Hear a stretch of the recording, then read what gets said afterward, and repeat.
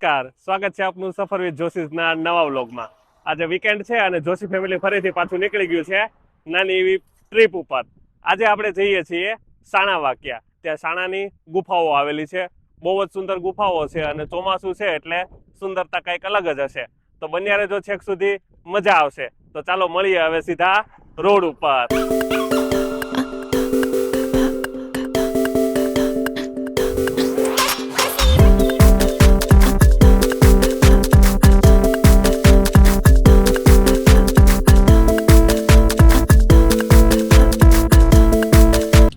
આ સાણાની જે ગુફાઓ છે ને એનું આમ આપણે પૌરાણિક મહત્વ છે અને સાથે સાથે ઐતિહાસિક મહત્વ પણ છે।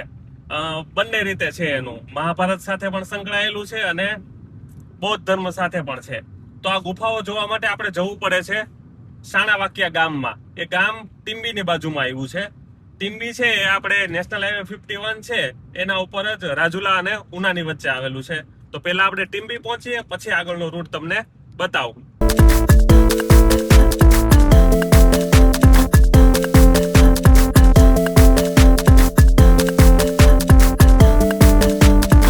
પહોંચી ગયા છીએ ટીંબી। આ આપણો હાઈવે છે, અહીંયાથી આપણે આવ્યા છીએ અને અહીંયાથી આપણે ટીંબી ગામમાં એન્ટર થઈ અને સાણા વાકિયા જે ગામ છે એ બાજુ જવાનું છે। આ ટીંબી છે એ હાઈવે ઉપર જ આવેલું છે। ઉનાથી 20 કિલોમીટર થાય છે અને રાજુલાથી 30 કિલોમીટર જેટલું। તો આપણે સાણા વાકિયા ગુફાઓ જોવા જવું હોય તો પહેલાં તો અહીંયા હાઈવે ઉપર પહોંચવું પડે અને અહીંયાથી પછી આપણે આ ગામમાં થઈ અને જઈ શકીએ। ટીંબી ગામમાં એન્ટર થવા માટે પણ 2-3 રસ્તા છે। અત્યારે આ જે રસ્તા ઉપર અમે ઊભા છીએ રાજુલા બાજુથી આવો એટલે પેલા દેખાય એક આવો જ ગેટ આપણે ઉના તરફથી આવીએ ત્યાં પણ આવે અને ત્યાંથી પણ જઈ શકાય। અત્યારે આપણે ટીંબી ગામમાં છીએ અને અહીંયાથી જો આપણી જમણી તરફ રસ્તો જાય છે। અહીંયા બોર્ડ પણ મારેલું છે વાકિયા જામકા। તો એ રોડ ઉપર આપણે જવાનું છે વાકિયા સુધી। ટીંબીથી આ સાણાની જે ગુફાઓ છે એ લગભગ 9 કિલોમીટર જેટલી દૂર થાય છે અને જવા માટેનો રસ્તો આવો સિંગલ લેન છે। કન્ડિશન સારી છે પણ સિંગલ લેન છે।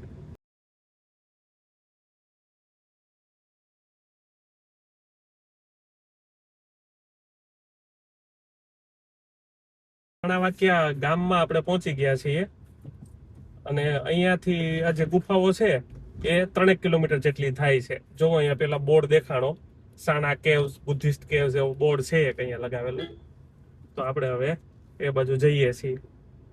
આ જો પહાડમાં સામે દેખાય છે ને એક મંદિર જેવું છે, સામે આ વોચ ટાવર ને એ ગુફાઓ ત્યાં જ આવેલી છે, આપણે ત્યાં જવાનું છે। તો આસપાસનો માહોલ કંઈક આવો છે, જો જોરદાર। તો એન્ટ્રી ગેટ આવી ગયો છે અને પહોંચી ગયા છીએ આપણે સાણાની ગુફાઓ જોવા માટે। જો અહીંયાથી મસ્ત દેખાય છે, આપણે આ ઢાળ ઉતરીને જવાનું છે ને ઉપર જો આ પહાડમાં દેખાય ને એ ગુફાઓ છે। મસ્ત, અહીંયા પહોંચ્યા ત્યાં જ મજા આવી ગઈ।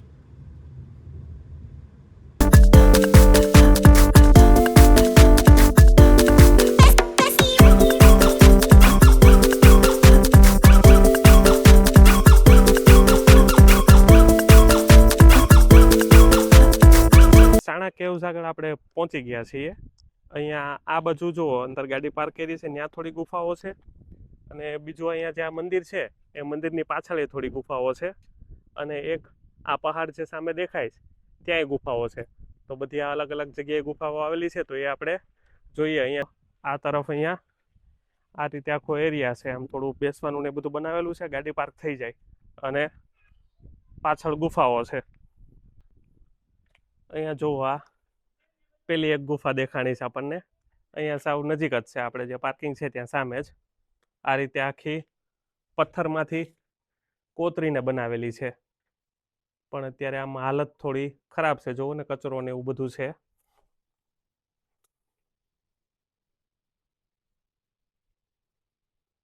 બીજી અહીંયા બાજુમાં જોવો જોરદાર મોટી ગુફા છે, કેટલી બધી આમ એકદમ વિશાળ અને આખે આખી પથ્થરમાંથી કોતરીને બનાવેલી હશે। એ વખતે જ્યારે તો કાંઈ એમ એટલા બધા સંસાધનો નહીં હોય ત્યારે આખું કાર્વિંગ કરીને કરેલું। જો એકદમ જબરદસ્ત, આ આખે આખો ખુલ્લો એરિયા છે।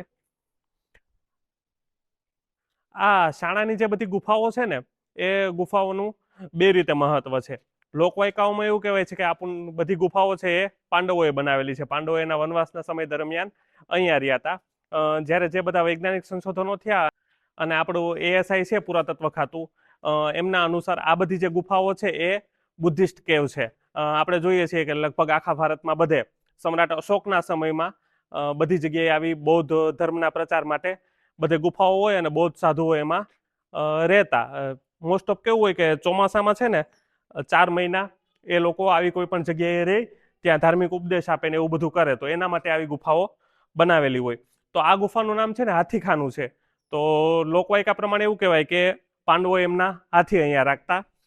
જ્યારે બુદ્ધિસ્ટ પ્રમાણે જોઈએ તો આ એમનો સભા મંડપ છે. અહીંયા સભા ભરાતી, ધાર્મિક પ્રવચનો થતા ને એવું બધું છે. તો એવી જ રીતે ઘણી બધી ગુફાઓ છે અહીંયા. તો બધી ગુફાઓ આપણે બંને રીતે જોશું અને સમજશું. 22 મીટર પહોળી અને 20 મીટર ઊંડી આ ગુફાનું નામ એભલ મંડપ ગુફા છે. અને આવી જ ગુફા છે ને તળાજામાં પણ આવેલી છે. એ પણ આવી રીતે બૌદ્ધ ધર્મ સાથે સંકળાયેલી છે અને ત્યાં પણ એનું નામ એભલ મંડપ છે. અને આપણે જુનાગઢની આસપાસ એ ઘણી બધી આવી બૌદ્ધ ગુફાઓ છે. આ હાથીખાનું વાળી ગુફા હતી, આપણે અહીંયાથી જોઈને આવ્યા છીએ. અને અહીંયા જો આ સામેની તરફ માતાજીનું મંદિર છે. અને આ તરફ જે ભીમની ચોરી અને શિવલિંગ ને જે ગુફાઓ છે એ આ તરફ છે, અહીંયા આ ડુંગરા ઉપર. તો એ બાજુ આપણે હવે જઈએ છીએ. અહીંયા જો આ રીતે પગથિયા છે. અહીંયા નીચે જો આ ગુફા ટાઈપ છે અને આવા પગથિયા છે. અત્યારે તો પગથિયાની કન્ડિશન એ બહુ ખરાબ છે, તો એમાંથી આપણે જવાનું છે ત્યાં. અહીંયા રસ્તામાં જો આવી રીતે નાની નાની ગુફાઓ બધી આવતી રહી છે. આમ મજા આવે, પણ ચાલુ વરસાદ કે એવું હોય ત્યારે થોડું ધ્યાન રાખવું પડે એવું છે. હજુ આપણે અડધે પહોંચ્યા છીએ. જો અહીંયાથી પાછળ આ ડેમ દેખાય છે, આ મંદિર, અને ત્યાં નીચે જોવો ગુફા દેખાય છે. છેક સુધી આવા જ પગથિયા છે. અહીં જો આ રીતે બધું ધોવાઈ ગયેલું છે, એટલે ચાલુ વરસાદ હોય ત્યારે તો અહીંયા બહુ પાણી આવતું હશે. જો આપણે પહોંચી ગયા છીએ આ જે ભીમની ચોરી કહેવાય, ભીમના જે જગ્યાએ લગ્ન થયા હતા, ભીમના અને હિડમ્બાના, એ જગ્યાએ આ એ ગુફા છે. આવી છે આ ગુફા. જો આને કહેવાય છે ભીમની ચોરી, કે ભીમના લગ્ન આ જગ્યાએ થયા હતા, ભીમના અને હિડમ્બાના. પૌરાણિક રીતે એવું કહેવાય છે. જો આ પહાડમાંથી આ ગુફા કોતરેલી છે અને આમાં વચ્ચે આ 4 સ્તંભ છે. આવી રીતે કંઈક છે. અને આ સાઈડ જો આ રીતે બેસવા માટેની વ્યવસ્થા છે. એની ઉપર અત્યારે તો જો આપણે બધાએ પહેલા ઘર બનાવી નાખ્યા છે. અને ઉપર જો આ રીતે આખો આ મંડપનો આકાર છે, આ ચોરસ મંડપ છે. આ રીતે અહીંયા ઉપર આ કોતરણી છે. અને અહીંયા થોડી આ રીતે આવી ખાંભીઓ પણ છે. અહીંયા છે એક, અને એક અહીંયા આગળ બાર પણ હતી. જો અહીંયા આ રીતે ખાંભી છે. અને આમાં તો કંઈક ગુજરાતીમાં લખેલું પણ છે, 1928ની છે. બહારથી તો આ રીતે જ છે. આમાં આપણને ખબર ન પડે પહોંચી જાય ત્યાં સુધી કે આ ગુફા આવી ગઈ છે. આ બધી જે ગુફાઓ છે ને એ ઈસવીસન પૂર્વે 2જી સદી આસપાસ બનેલી છે. લોકવાયકા પ્રમાણે તો આપણે સૌરાષ્ટ્રમાં લગભગ બધી જગ્યાએ પાંડવો અથવા તો રામાયણ સાથે સંકલિત આમ કોઈ પણ વસ્તુ હોય તો એમની સાથે જ જોડી દીધેલી હોય છે. પણ જે પુરાતત્વ ખાતાએ સંશોધન કર્યું તો આ ગુફાઓ બધી ઈસવીસન પૂર્વે 2જી સદીની આસપાસ કંડારેલી છે. એટલે લગભગ સમ્રાટ અશોકના સમયમાં આ ગુફાઓ બનેલી છે. આ જે ગુફા છે એ પ્રાર્થના માટે ઉપયોગ થતી હોય, એને ચૈત્ય કહેવાય. એ સિવાય બીજી જે આપણે નાની નાની ગુફાઓ બધી જોઈ ને એ બધી વિહાર હોય. વિહાર એટલે રહેવા માટેની જગ્યા, જે બૌદ્ધ સાધુઓ હોય એ રહેતા હોય એની જગ્યા છે એ વિહાર કહેવાય. તો આ છે ચૈત્ય. અહીંયા પહોંચવા માટેનું આ જે થોડું હાઇક છે એ આમ વધારે નથી, પણ એના પગથિયા એકદમ અવ્યવસ્થિત છે, એટલે સીધા નથી. એટલે મોટી ઉંમરના લોકો કે બાળકોને સાથે લઈને આવવું થોડું ડિફિકલ્ટ છે. અહીંયા છે ને બીજી એક ગુફા પણ છે. એમાં અંદર શિવલિંગ છે. એટલે આપણા લોકો એવું માને છે કે શિવલિંગ છે, અને પુરાતત્વ ખાતું એવું કહીશ કે એ સ્તૂપના આકારનું છે. પણ અત્યારે છે ને જવું થોડું ડિફિકલ્ટ લાગે છે. અહીંયા કોઈ છે નહીં, અને બાકી પ્રોપર ખબર નથી કે એ ગુફા કઈ જગ્યાએ આવી છે. અને અત્યારે આપણે જોઈએ છીએ કે થોડું આ પ્રાણીઓના હુમલાનું ને એવું વધી ગયું છે, તો આ બધો જંગલ એરિયા જ છે, એટલે વધારે આપણે ક્યાંય જવું નથી. આ એક ગુફા જોઈ લીધી, હવે સામેની તરફ બીજી ગુફાઓ છે એ બધી જોવા માટે જઈએ. એ જે શિવલિંગ વાળી ગુફા છે એ કદાચ આ ગુફા હોય કે આનાથી આગળ કંઈક હોય, પણ અમે અહીંયા સુધી આવ્યા છે, અહીંયાથી આપણે આગળ ક્યાંય જવું નથી ને. આ ઓલી આપણે જે મંડપ વાળી ગુફા જોઈ હતી ને ત્યાંથી ઉપર આવ્યા છીએ. આ બધા ભાઈઓ મળી ગયા ને તો એની સાથે પછી આવ્યા. અહીંયા જે પેલી શિવલિંગ વાળી કહેવાય ને એ ગુફા છે. શ્વાસ ચડી ગયો એની ઉપર, એકલું સીધું ચઢાણ છે. આ બધા મિત્રો અહીંયા આપણે મળી ગયા ને એટલે અહીંયા સુધી આવવાનું, નહીતર તો હું તો અહીંયા પેલી આગળ ઓલી ગુફા છે ને આપણે ભીમના મંડપ વાળી જોઈને નીચે ઉતરતો હતો. તો અહીંયા આ રીતે આપણે આ શિવલિંગના દર્શન થઈ ગયા છે. થેન્ક યુ ભાઈ તમારા બધાનો. જો આ રીતે વિશાળ શિવલિંગ છે, જબરદસ્ત. અને આ ગુફાની અંદર જોવો તો ખરા એનો આકાર. અહીંયા અત્યારે કેમેરો છે ને મેં મારી હાઈટ પ્રમાણે રાખ્યો છે, તો એનાથી ઉપર એટલું છે. અહીંયા લોકો આને શિવલિંગ તરીકે પૂજે છે. અને પુરાતત્વ ખાતું એવું કહીશ કે આ સ્તૂપનો આકાર છે. જે બુદ્ધિસ્ટ સ્તૂપ હોય બધા આપણે સાચીનો ને બધા જોઈએ ને તો એનો આકાર આ રીતનો હોય. તો આ રીતે કંડારેલું છે. અને આ ફરતે આખી ગુફા. અત્યારે તો આમાં ચામાચીડિયા જ છે. બધી ગુફાઓની બાજુમાં આ રીતે જો ટાંકી જેવું બનાવેલું છે. આ પાણીના સંગ્રહ માટેની ટાંકીઓ છે. બૌદ્ધ સાધુઓ જ્યારે અહીંયા વિશ્રામ કરતા ત્યારે 3-4 મહિના એમને ચાલે એટલું પાણીની આવી ટાંકીઓ બધી જે મોટી ગુફાઓ છે એની બધાની બાજુમાં આવી રીતે બનાવેલી છે. અને રસ્તો જોવો, આ પગથિયા રસ્તો બધું આ પહાડમાંથી જ આમ આખું કોતરીને બનાવેલું છે. ક્યાંય આમ અલગથી પથ્થર મૂકીને પગથિયા નથી બનાવ્યા. જો બધું કાર્વિંગ જ છે પહાડમાંથી. આ સાણા કેવ્સ છે ને એ અમારા ઘરથી 50 કિલોમીટર જ દૂર છે, પણ અમે અહીંયા આવ્યા છીએ પહેલી વાર. એટલે પહેલી વાર જ આવીએ છીએ એટલે પ્રોપર ખબર નહોતી કે કઈ જગ્યાએ છે આ ગુફા. અમે જ્યાંથી જે પેલી આપણે ભીમના મંડપવાળી ગુફા જોઈ ને એનાથી થોડી ઉપર જ છે. આપણે આ જે ભીમના લગ્ન મંડપવાળી ગુફા છે એનાથી જોવો અહીંયા જ નાની એવા પાતળી કેડી છે. અહીંયાથી આપણે થોડા ઉપર જઈએ ને ત્યાં જ આ પેલી શિવલિંગવાળી ગુફા હતી. મેં પહેલાં તમને આ સાઈડ બતાવી હતી ને એ તો ખાલી એમનેમ વિહાર માટેની નાની ગુફાઓ છે. આ જે પેલી શિવલિંગવાળી ગુફા છે એ અહીંયા બાજુમાં છે. એટલે અહીંયા જે આ ભીમના મંડપવાળી ગુફા છે ત્યાંથી આપણે લેફ્ટ સાઈડમાં થોડું ઉપર જવું પડે. ચોમાસામાં જુઓ આ ગ્રીનરી જેટલી આમ સુંદર લાગે એટલી જ ભયાનક પણ હોય. હવે અહીંયાથી આપણે ફરીથી પાછા નીચે ઉતરીએ છીએ અને હવે જે પહાડની સામેની તરફની ગુફાઓ છે એ બધી જોવા માટે જઈએ. બાકી જુઓ અહીંયાથી આ આખો વ્યૂ છે જબરદસ્ત. અને આ રીતે જુઓ નીચે ઉતરવાનું છે. અહીંયા જો આ તરફ અહીંયા ગુફાઓ હતી આપણે જે જોઈને આવ્યા છીએ. અને અહીંયા હવે નીચે આવી ગયા. અહીંયા નીચે આ બધી થોડી શોપ ને એવું બધું છે, અત્યારે તો બંધ છે. કેવો રહ્યો એક્સપિરિયન્સ? મજા આવી?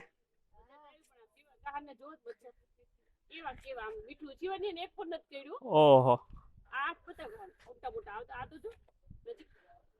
ભૂકા બોલાવી દે એટલા મચ્છરો છે. અને અમારે આ ભાઈને જ વધારે ખવડે છે, ચોકલેટ બોકલેટ ને વધારે ખાય ને એટલે. અહીંયા મોમાઈ માતાજીનું મંદિર છે, આપણે એ તરફ આવ્યા છીએ. અને અહીંયા જો સામેથી આપણે જે ગુફાઓ જોઈ ને એ જોવો સામે અહીંયા પેલા ભાઈને બેઠા છે એની બાજુમાં અહીંયા આ ભીમની ગુફા છે. અને અહીંયાથી ઉપર પેલું શિવલિંગ વાળું હતું એ તો એ સાઈડનો પહાડ છે. અને અત્યારે આપણે આ રસ્તાની સામેની તરફ આવી ગયા. અહીંયા મોમાઈ માતાજીનું અને દાદાનું મંદિર છે. આ મંદિરે આ રીતે જુઓ પહાડમાંથી બનાવેલું છે. જો સીલિંગ આખી એ પહાડની અને નીચેની તરફ કોતરીને બનાવેલું છે.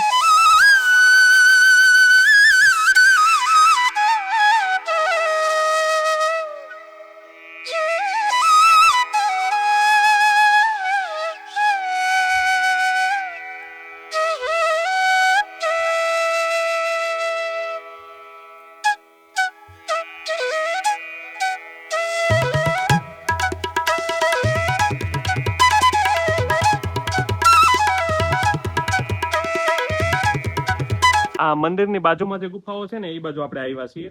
જો અહીંયા જ પેલી આ ગુફા દેખાય છે. આ બધી ગુફાઓ છે ને પેલી વિહાર ટાઈપ હશે બૌદ્ધ સાધુઓને રહેવા માટેની. જુઓ નાની નાની ગુફાઓ છે, આમ કેમ એક એક રૂમ બનાવેલા હોય એ રીતે. અને આ થોડું જો આ ઉપર એટલો ઊંચી જગ્યા હોય, આ ટૂંકમાં પથારી. અને અહીંયા જુઓ આ પાણીનું સ્ટોરેજ માટેનો ટાંકો. હવે આપણે પેલી બાજુ ગુફા છે ત્યાંય જોયા હતા, અને અહીંયા તો જુઓ પાણી ભરેલું છે. તો આ આખા વર્ષનું પાણીનો સંગ્રહ અહીંયા થતો. અહીંયા આવો આ બીજો ટાંકો છે. અહીંયા લોકો એવું કહેતા હતા કે આ જે 2 ટાંકા છે એ પીવાના પાણીના છે, અને આગળ થોડા આ તરફ જઈએ ને ત્યાં નાહવા માટેના ટાંકા છે. આવો આમ પાતળો રસ્તો જ બનાવેલો છે પહાડમાંથી, અને એમાંથી આવવાનું એકદમ મસ્ત લાગે. અને આ આખી જે જગ્યા છે ને એ ફોટોગ્રાફી માટે બેસ્ટ છે. એકદમ એસ્થેટિક ફોટા લેવા હોય ને તો બહુ મજા આવે એવું છે. આમ આખું વાતાવરણ જ સ્વર્ગ જેવું છે. આને ગાંધારી ગુફા કહે છે અને ગંધારી ગુફા પણ કહે છે. તો એવા 2 નામ છે આના. આ ગુફા દેખાય ને એને છે ને ગાંધારી ગુફા કહેવાય અને ગંધારી ગુફા પણ કહે છે. 2 નામ છે એના. ગાંધારી ગુફા તો પાંડવો હારે સંકળાયેલું છે એટલે ગાંધારી કહે, પણ પાંડવો વનવાસમાં હતા ત્યારે તો ગાંધારીજી તો અહીંયા કાંઈ આવ્યા ન હોય. પણ આ ગુફાની આ બાજુમાં આપણે પહોંચીએ ને એટલે એટલી દુર્ગંધ આવે છે ને કે આમ આપણે ઊભા નથી રહી શકતા. અમે આ 1 મિનિટ શૂટ કરીને સીધા અહીંયાથી ભાગવાના છીએ, એટલી જબરદસ્ત દુર્ગંધ આવે છે. એટલે સ્થાનિક લોકો આને ગંધારી ગુફા કહે છે. તો એવી આ ગુફા છે. આ જે ગાંધારી ગુફા છે એની આગળ પણ આ રીતે એક જો મોટો ટાંકો છે. એ એવું કહે છે કે એ નાવાના માટેનો ટાંકો હતો. અને પાછળ જુઓ અહીંયાથી હવે આમ પ્રોપર આખો આ ડેમ દેખાય છે. કેટલો મસ્ત લાગે. પાછળ એકદમ આમ વાતાવરણ ક્લાઉડી છે એટલે ક્લીન નથી દેખાતી પાછળની પહાડીઓ. બાકી વ્યૂ અહીંયાથી આવે છે ગજબનો. અને આ રોડ આપણે એની ઉપરથી આવ્યા છીએ એ રોડ છે. બાકી જો આસપાસ બધા ફાર્મ ને હરિયાળી ને ગજબ છે. હવે અત્યારે આપણે આ જે ગંધારી ગુફા છે ત્યાંથી ફરીથી પાછા મંદિર બાજુ જઈએ છીએ. જો અહીંયા છોકરાઓને લઈને આવવું તો આમ થોડું ડિફિકલ્ટ છે, એટલે ધ્યાન રાખીને આવવું પડે. મંદિરની પાછળની તરફથી ઉપર અવાય છે. તો અત્યારે આપણે એ બાજુ અહીંયા ઉપર આવ્યા છે. અહીંયા થોડેક સુધી પગથિયા છે અને પછી આગળ પગદંડી છે, ટ્રેકિંગ. અહીંયા જો આ એક ગુફા છે ને, આ જે પહાડી છે એની આરપાર આખી કોતરેલી છે. કેમ ટનલ બનાવેલી હોય એવી રીતે છે.